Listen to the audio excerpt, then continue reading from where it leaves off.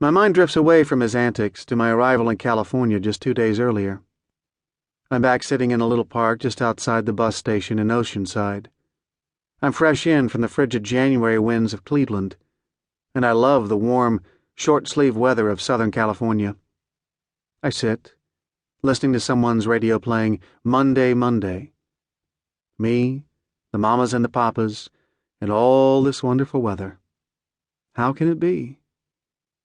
I'm sitting in Oceanside waiting for my bus to Pendleton, and I think, man, this'll be a good place to come when all the Marine and Nom stuff is over. This is nice. It's damn nice.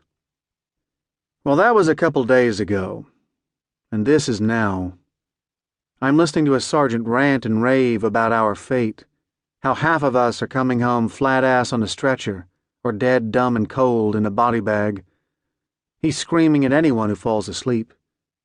He blasts one Marine with, "You asshole, you're going to get people killed." I don't know if it was the heat, the mamas and the papas, or California dreamin', but none of what he was saying registered with me. I just wanted to get through the shit and get it on. We were in jungle training, California style. I guess it was all the Corps had on short notice. The Nom buildup caught everyone off guard.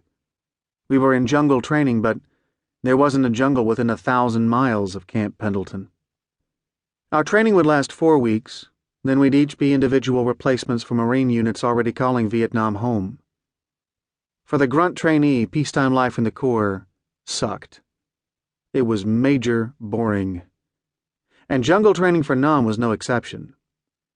We'd split our days getting Nom ready, physically and mentally. Then we'd learn the skills necessary to stay alive and kill gooks when we got there.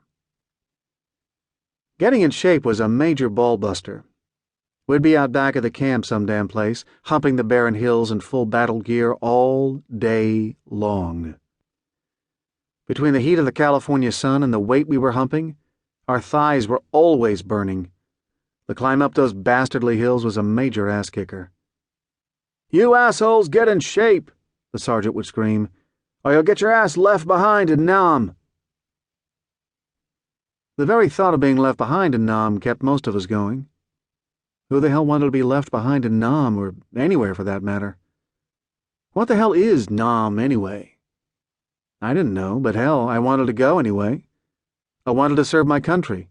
That's what the Corps was all about. That's why I joined. We all felt that way. Training with all the guys I didn't know was boot camp all over. It didn't have the restrictions, but it was a foreign affair for me. I only knew a couple of the guys out of the hundreds going through training. I was never one to just join in with groups I didn't know. I usually had only 1 or 2 close friends at a time. Jungle school was no exception. I occasionally saw a couple of guys who were in Santo Domingo with me, but it was rare.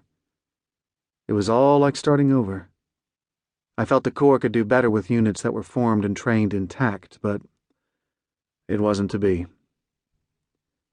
Before long, I struck up with a kid just out of boot camp. He was from Houston. I knew him only as Thompson, his last name, and the universal military tag.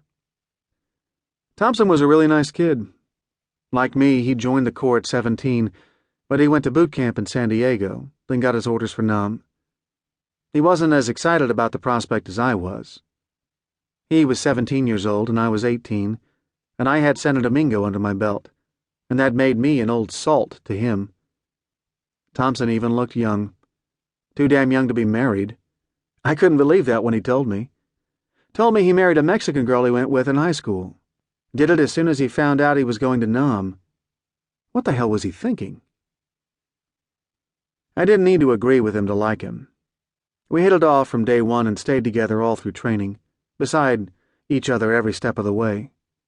Up and down as we humped endlessly through the hills around Pendleton, marching every morning to get in shape. Each afternoon we tried to keep each other awake in the face of our instructor's endless droning. We'd get their drift early on, but that didn't stop them. They made the gooks, as they called them, out to be purely invincible. They told us story after story about how the Viet Cong could sneak up to a sentry in the middle of